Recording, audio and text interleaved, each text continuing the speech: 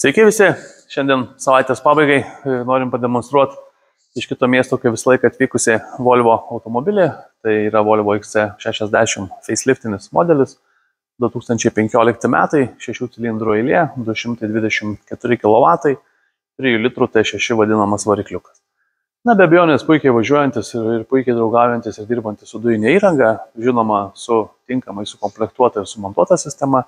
Tai mes kaip visada šiam varikliui ir kaip didžiai daugumai, 99 turbūt procentų sumontuojam Landrenzo sistemą. Tai reiškia, kad yra sumontuota italų sistema, kurią trumpai pabandysiu ir papasakoti ir paaiškinti.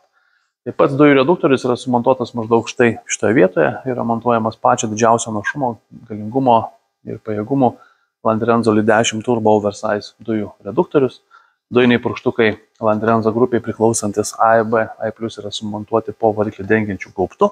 Gaubto priekis yra truputėlį pakeltas tam, kad tie purkštukai ten tilptų, bet jis yra pilnai tvirtai ant visų savo tvirtinimo taškų ir vietų. Tikrai galima atsikėlus dangtį prie jų prieiti, diagnozuoti, tvarkyti, jeigu reikia kažką ir taip toliau ir panašiai. Pakankamai patogi vieta.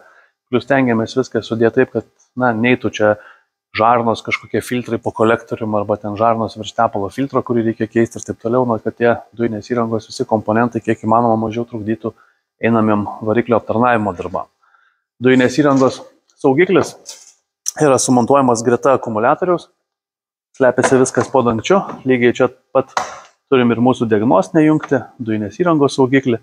Tech apžiūros metu dažniausiai yra prašoma jį parodyti arba bent jau žinot, kur jis yra ir kad aplamai toks egzistuoja. Visi dujinės įrangos montavimo darbai yra atliekami pagal aukščiausios kokybės standartus. O ką tai reiškia? Tai reiškia, kad naudojamos kokybiškiausios šiai dienai įmanomos žarnos, jungtis, sąvaržos.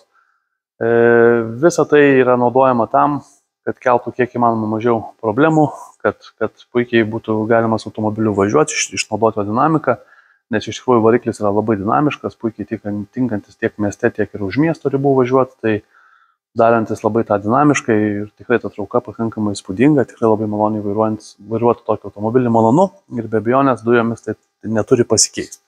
Tai su Landrenzo sistema tinkamai sukalibruota, sumontuota, tai be abejonės išlieka ta visa dinamika tokia pati, kokia jinai ir buvo. Tai tiek apie patį variklio skyrių.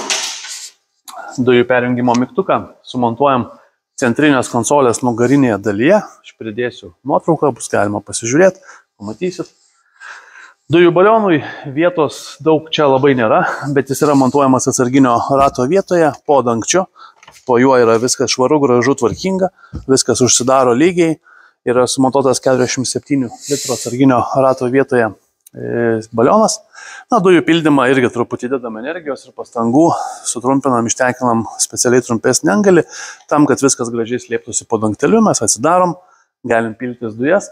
Vienintelis dalykas, kada atsisukinėsim angalį, tai tada, kada norėsim užsipilti benziną į automobilį. Tai, toks variantas gerokai patogesnis, nes tą darysime pakankamai retai, o dujų pilsimės dažnai. Tai atlikę dujų pildymą, mes viską gražiai uždarom. Ir nors ir mažas tas dangtelis, nors ir mažai tenai vietos, bet tinkamai sumontavus ir norint, galima padaryti šitokį pildymą. Ne visi yra linkę skirti daug energijos šitai vietai, bet iš tikrųjų tai yra viena iš svarbiausių klientų ir automobilį vairuojančiam asmeniui vietų. Tai tiek apie kokybišką Landrenzo dujinės įrangos montavimą į Volvo XC60. Jeigu visgi kažką panašaus planuojat įsigyti arba vairuojat, kreipkitės, mielai padėsim su kokybiškos sistemos montavimu. Ačiū.